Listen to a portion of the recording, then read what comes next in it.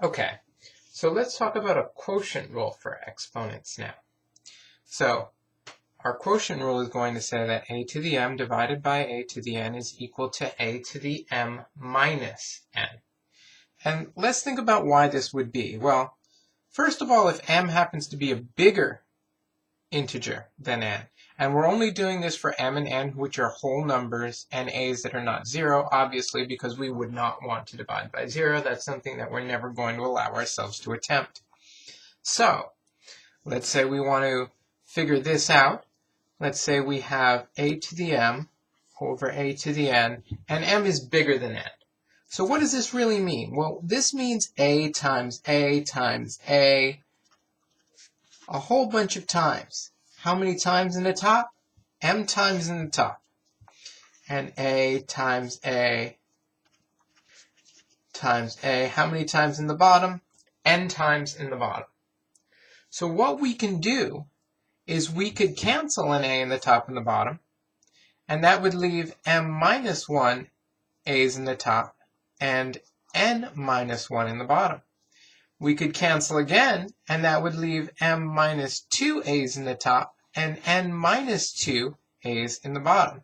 And we can keep going and going and going until we get rid of the last a. When we're done with the last a, what do we have? Well, we just have 1 in the bottom because there's no a's left and we divided by a, and a divided by a would be 1. And how many a's would we have left in the top? Well, when we canceled 1a, we had m minus 1. When we canceled 2 a's, we had m minus 2. When we cancel n a's, we have m minus n. So that's how many a's we have left. And this, by definition, is just a to the m minus n over 1, which is a to the m minus n. So that explains why this works in the case where m is bigger, but in the case that n is bigger, you could do the same thing. It's just that what will be left is going to end up being in the bottom instead of the top, and you're going to end up with a negative final answer. But the proof is the same. And once again, I'm not trying to do this because this is a proof-based course. It's not, but it might help you if you forget one of the rules or if you're not sure the way one of the rules works. For example, if you have something like, I don't know, x to the 5th divided by x squared, and you suddenly get scared on a test and you say, hey, it has to be something with 5 and 2, but do I add, do I subtract, do I multiply, do I divide, what do I do with the 5 and the 2?